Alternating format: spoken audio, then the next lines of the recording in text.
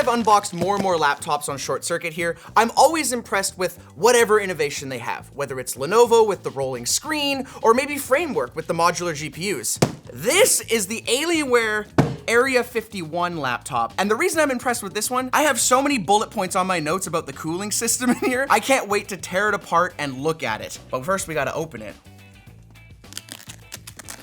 This is really unnecessary. This package is made from 100% recycled or renewable materials. All right, never mind, W Alienware, thank you very much.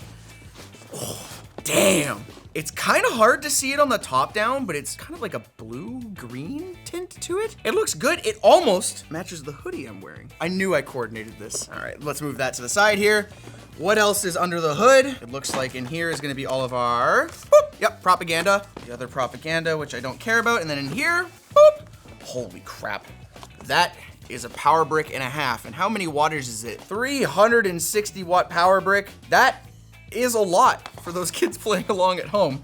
Much higher than any USB-C standard, which makes sense because this laptop can draw a total of 240 watts. So why would I need this if this only draws 240? Headroom. Okay. A lot of headroom. I've been told it's for the headroom. On this one, I've got base NBK BTX ANW AA16 250 MLK Sanctuary.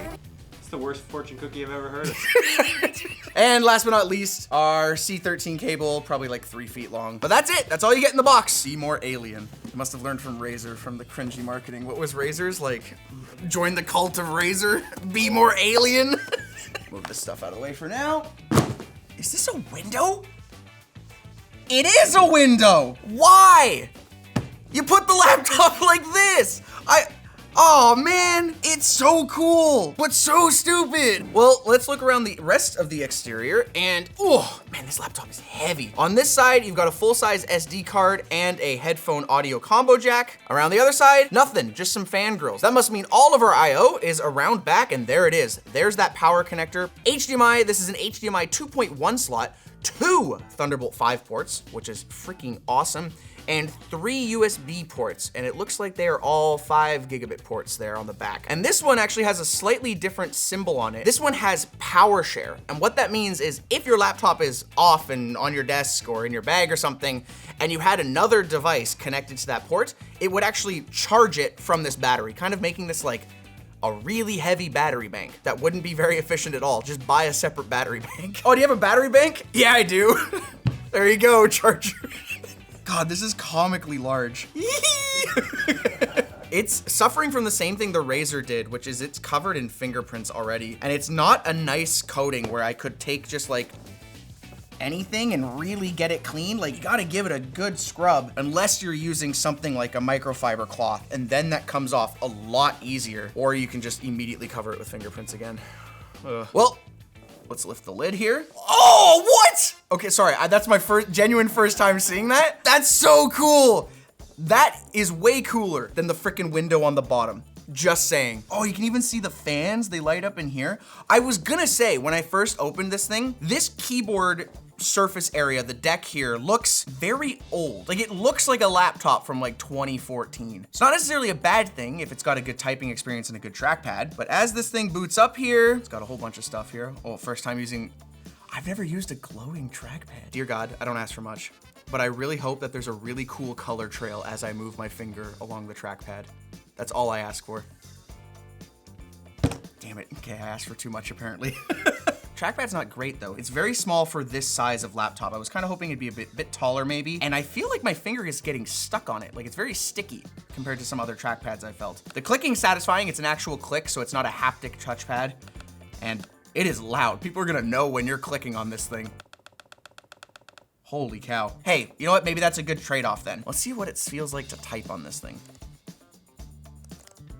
Whoa, sorry, I kind of went speechless for a second there. I wasn't ready for this. Oh, this is insane. I'm typing on a mechanical keyboard, right? This is a mechanical keyboard. Yes. So this is not a membrane. This isn't a scissor switch keyboard then. This is a mechanical keyboard. Low profile. Low profile. Sorry, ultra low profile.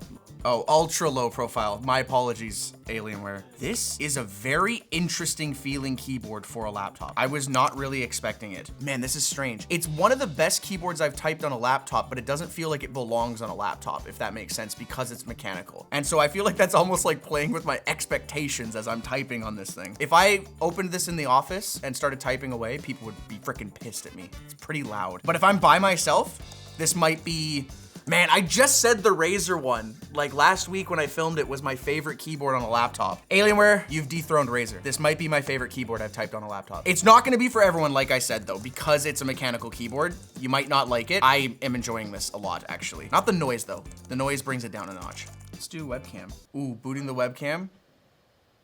We are in the high profile mode, I was informed of this, but even booting the webcam, the laptop was like, I'm ready to go. I heard the fans start to. Here's what the webcam looks like. It's clearly a 1080p webcam, which is interesting because on the details page of the website, it says that it can go up to 4K. This one's 1080p, and we'll see how the microphone sounds as well. I'm doing this test judging the microphone quality, not the speaker quality. It's clearly a 1080p webcam, which, man, you're not using this for any business meetings. That's confirmed. The webcam quality, not great. It's fine. Mic quality, not great. It's fine. If you talked like this in the Discord call, I'd be pretty pissed off at you. Actually, I was just talking about the camera, about the different configurations that you might need in order to get that 4K. They're still looking into it. I should go over what the rest of the config of our laptop is. In our build here, we have the Intel Core Ultra 9 290HX Plus, which is a 24-core CPU. We've configured ours with 32 gigs of RAM at 6,400 mega transfers per second. And as you'll see later when we open it up, it's SOTA memory. So you could, upgrade it down the line. That's pretty cool. We also have a 2 terabyte SSD, but there are 3 SSD slots total. And on the website, they say that you can fit it up to 4 terabytes in each one, meaning you could have 12 terabytes total. Actually you could 12 terabyte RAID 0, really fast SSDs. I'm not sure if that means you could put an 8 terabyte in, but those ones are double-sided on the SSD, so it might not fit. We'll find out when we open. And our GPU in this is the Mobile 5080, which in this case is 175 watts. Now, if you remember in my last video with the Razer laptop, I was talking about how some mobile GPUs are not all the same because it depends on how much wattage they're drawing. And if you remember, that one was a 5090 that drew 165 watts. So this 5080 draws more wattage, which means maybe the battery probably won't last as long. I don't know, we're gonna get into the battery specs later. The screen itself, this one is the OLED. Now, they do have a 18-inch version of this laptop that is an LCD. So you're gonna have to decide there if you want the bigger screen, but non-OLED. And as you'll see with some of our testing later, we tested just the out-of-the-box specs with this. The screen is a screen that can display colors. We'll get into that later. I'm gonna watch something first. I am on full volume. Those are very loud.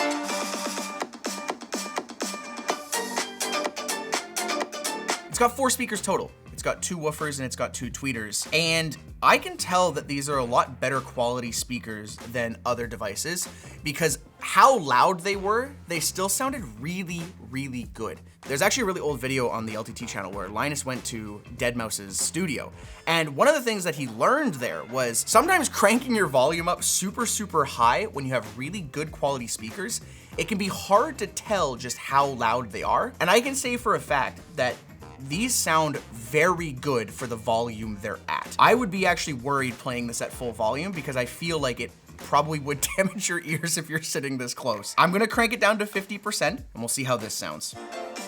See, because even 50% is loud right now, but they sound really good. These are great speakers. I'm very shocked with them. I mean, for having 2 woofers in there, I was kind of worried that they would go pretty hard on the bass, like we've heard from some other devices, but they don't. Kind of coming around to Alienware.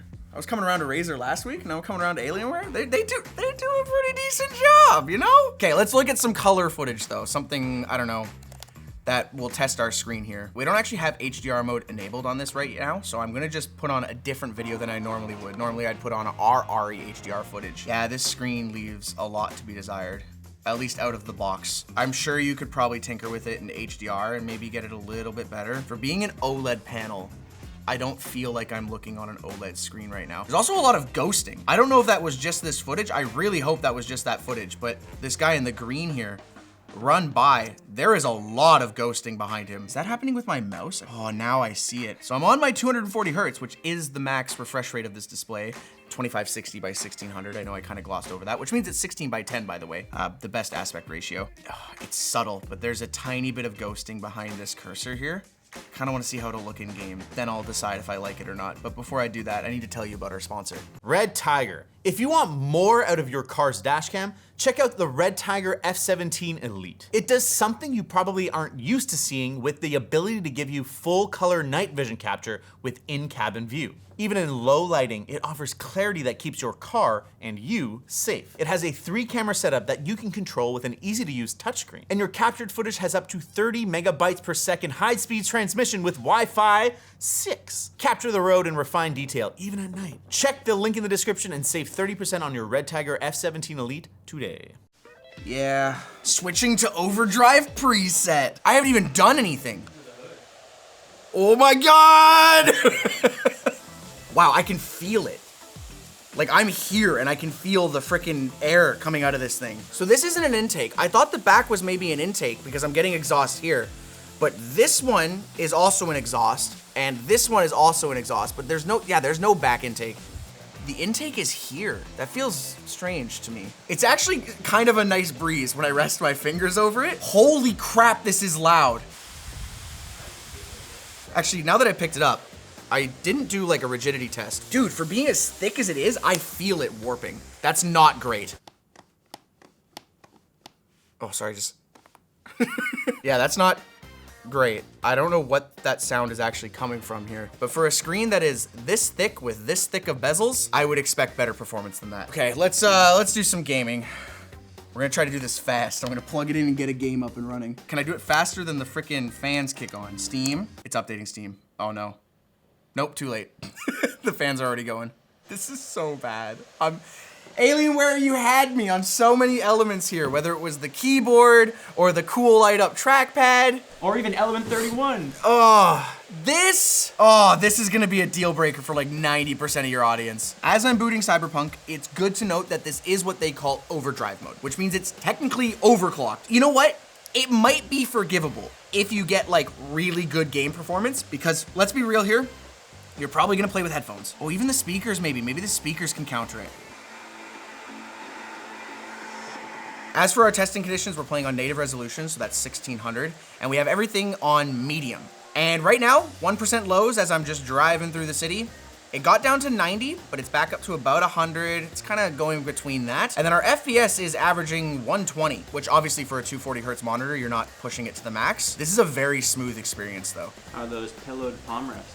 Is that what they call these? Pillowed palm rests? F***ing marketing fluff is what I call that. I asked Labs to just quickly pull up the Razer laptops, and this one on average in Cyberpunk is actually outperforming that Razer one. Now, I fully acknowledge that that is not an apples to apples comparison, right? We're comparing a 5090 in that to a 5080. But if you like the keyboard on this could be a selling feature then for why you would pick this over the Razer. I think the Razer had a much better screen at first glance than this. I mean, I haven't dialed in my HDR settings or anything, but this is a great gaming experience. Other than that, the noise. Yeah, let's try turning the profile down. I'm at 100% GPU utilization. Holy cow. So we're on overdrive. I'm gonna go down to performance. Warning, altering clock frequency may reduce system stability. Nah, it's fine. That is significantly quieter. How's our game doing though? It's gonna ramp back up now because I'm doing stuff. Yeah, it's not a pleasant sound. Oh, see, I had faith there, but you can hear it picking up now. I turned it to the performance mode. The fans came way down, but now that I'm driving again, it's picked back up. Saying that, I don't feel like I've lost too much FPS. It is a lot quieter still. I want to make that very clear. It's not as quiet as I would have liked it to be, but it might be worth actually just going into performance mode if you're really sensitive to the kind of whine and high-pitched noise that these fans have. My 1% lows are definitely lower right now, but this is still a great gaming experience. It's definitely pushing a lot of heat out though. You can feel it. It's not nearly as bad as the Razer Blade though. Oh, you can see the fans light up. I quit the game. Why are you getting louder? Yeah, this would be an immediate no-buy for me with this noise. That's my personal preference though. Well, now's my favorite part of any laptop video. I get to rip this bad boy open. And while I'm ripping it open, I'm gonna go over some of our labs results in the testing. These screws are really hard to get out. And they're freaking not captive. Or was it just that screw? This screw came out really easy. Okay, anyways. As for our comparison, we compared this against the Asus Scar 16. It's a very similarly spec'd laptop from about a year ago as well. Now, it is important to note that our Alienware did better than that Asus Scar 16 in average across our game suites, but it also has, you know, slightly faster CPU, slightly faster RAM, and overall drew more wattage, which would potentially lead to higher performance. You're gonna have to be the judge then if it was a really like, yeah, no duh, it was better because it was faster, but it is what it is, that's what we tested it against. As for the battery comparison against that same Asus laptop, this laptop got under 4 hours of battery life, which is far from the claim that they had, which was over 6 hours. And the Asus one had a much longer battery life, and that was even after it sat in our warehouse for a year, like not being charge cycled. That's not great, especially considering that the Alienware technically has a bigger watt-hour battery at 94.5. Holy shit, there's 3 different screws, and I was not paying attention to where any of these went. These screws are terrible. Sorry, I cannot get over this. This is really bad teardown experience right now. There we go. I had to like get under it and like lift it as I was unscrewing it. That is No one's stealing the Element 31 out of this. You know, it's in there tight. Stop harping on the Element 31. I'm not using that stupid marketing bullshit. Element 31 to cool it. Gallium. It's gallium. You know what? I was about to say it's not as fun to say, but gallium is actually more fun to say. Gallium is way cooler to say than Element 31. It's just because they're now I'm angry. Now you've gotten me mad. This is some bullshit marketing term that companies make up. They're just like, guys, it's made with 100% real Canadian beef. You know, the name of the company is 100% real Canadian beef. Ugh, it's got plastic clips. I keep comparing it to the Razer one, but that's because that's the most recent laptop I just shot. I was really impressed with the Razer teardown. It was only a handful of screws, and it was like literally a lift off. It wasn't any sort of clip or anything. But once you do get those clips, hey, there you go, there's the window. This looks a lot cooler than the Razer one though, I will say. Oh, I definitely just broke a plastic clip of some sort though. Bruh. I now get why a lot of the marketing was talking about the cooling in this thing. It is, what, probably like 40% of the inside of this laptop? 4 fans, which would definitely explain why it was so loud. And it's obviously got their cryotech chamber or whatever they call it. It's got a cryo cooler. How many cryos can we fit in this? I don't know, but I'm crying. I don't know about it. Sorry. As for other upgradability, is this just a peel? I don't want to bend it, but it looks like the RAM is like right there. That's nice. And then 2 of your SSDs go here, and then it looks like your other one goes here. I'm a little confused. This one's labeled SSD 1, and the SSD is installed in SSD 2. Are they different performance slots, or are they all Gen 5? I'm not really sure why they would decide to pick that one if they're all Gen 5 drives. I feel like this one would be the easiest one to install, but it could be because of the PCIe lanes directly to the chipset or whatever, or directly to the CPU. Not 100% sure. I haven't actually ripped apart the documentation, and I'm not going to right now. Obviously, massive battery near the bottom here. That's that 96 watt-hour battery. Here is at least 2 of our speakers. I'm gonna assume that these are the woofers. I don't think these are the tweeters, but I don't know where the tweeters are. I don't see them. So maybe they're on the underside of this board here. It definitely looks a lot cooler than the Razer, that's for sure. One of the final tests our labs did was on the display. Now, I only asked them to test out of the box display testing. And maybe this is a hot take, but I'd love to hear from you guys on how much display testing you'd like. I am a firm believer that 99% of people will buy a laptop, open it, and never adjust the setting, which is why I asked for the out-of-box experience, which means we only tested the SDR. We hit about 410 nits. And as for the color accuracy, it is usable. That's at least for the out-of-box experience. I'm sure there's other profiles you could mess with that would make it better.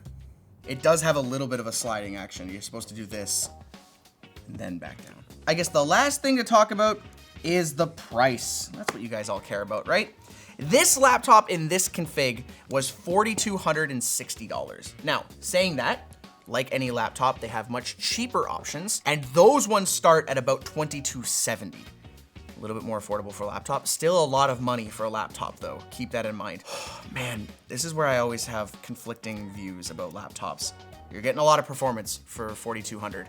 It's a lot cheaper than the Razer one we looked at, and I think that this has some advantages over that Razer.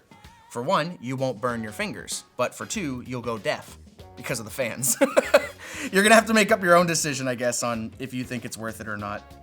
And if you guys enjoyed this video, make sure you guys like it and let me know what your decision would be. Would you pick this one over the Razer or would you pick the Razer?